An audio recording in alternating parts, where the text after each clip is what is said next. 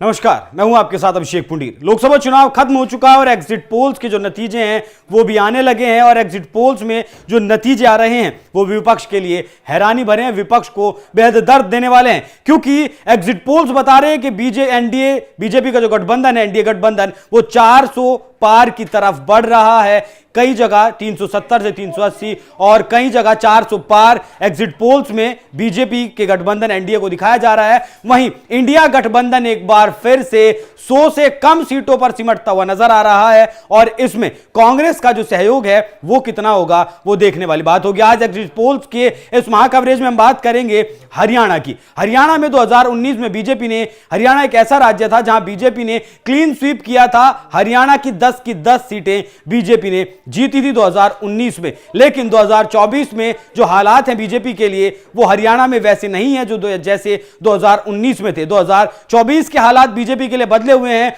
और उस जो बीच में उसकी सहयोगी थी विधानसभा चुनाव में जो जेजेपी के साथ गठबंधन हुआ था बीजेपी का, वो भी उससे टूटकर अलग जा चुकी है। मनोहर लाल खट्टर जो मुख्यमंत्री थे हरियाणा के, उन्हें भी हटा दिया गया, उनकी जगह नायाब सिंह सैनी को हरियाणा का मुख्यमंत्री बनाया गया। अब जो है बात यहां जाट और नॉन जाट वोटर्स की भी है। कहा ऐसा भी गया बीच में, जिस वक्त चुनाव की घोषणा हुई और जेजेपी से बीजेपी का गठबंधन टूटा, उस वक्त कहा गया कि जेजेपी को जाट वोटर बांटने के लिए अलग किया गया। ये बीजेपी की ही एक चाल है जिससे सारा जो जाट वोटर है वो कांग्रेस के खाते में ना जाए, कुछ वोटर जो है वो जेजेपी के पास जाए, कुछ वोटर कांग्रेस के पास जाए। और इसी बीच बीजेपी का जो नॉन जाट वोटर है, कुछ जाट वोटर भी बीजेपी के पास है, लेकिन जो ओबीसी का वोटर है ज्यादातर वो बीजेपी के पाले में चला जाए। लेकिन अब जो एग्जिट पोल सामने आ रहे हैं वो बता रहे हैं कि बीजेपी को हरियाणा में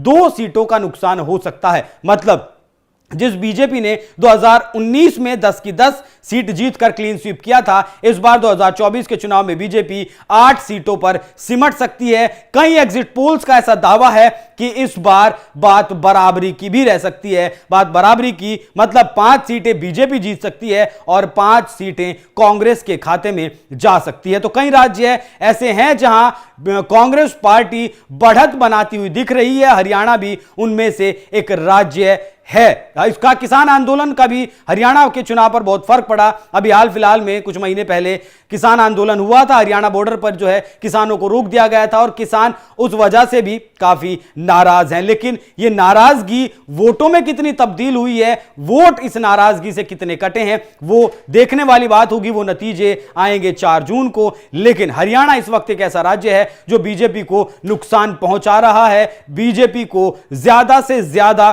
5 सीटों का नुकसान हरियाणा में हो सकता है और कम से कम 2 सीटों का नुकसान तो बीजेपी को हरियाणा में होना ही है। लेकिन ओवरऑल अगर पूरे देश की बात करें, हिंदुस्तान की बात करें, तो एनडीए गठबंधन 400 की तरफ बढ़ रहा है और बीजेपी 370 के पार जा रही है। अब अंदरूनी जो मसले हैं, अंदरूनी जो लड़ाई है, हालांकि बीच में हरियाणा में नायाब सिंह सैनी के पास पूर्ण जो है बहुमत नहीं है, फ्लोर टेस्ट कराने की भी बात की गई। कुछ विधायकों ने साथ भी छोड़ा, जो निर्दलीय विधायक बीजेपी के साथ थे उन्होंने साथ छोड़ा और वो कांग्रेस के पास चले गए। लेकिन अब 4 जून को देखना बेहद दिलचस्प होगा कि बीजेपी को हरियाणा में 2 सीटों का नुकसान होता है या फिर 5 सीटों का नुकसान होता है।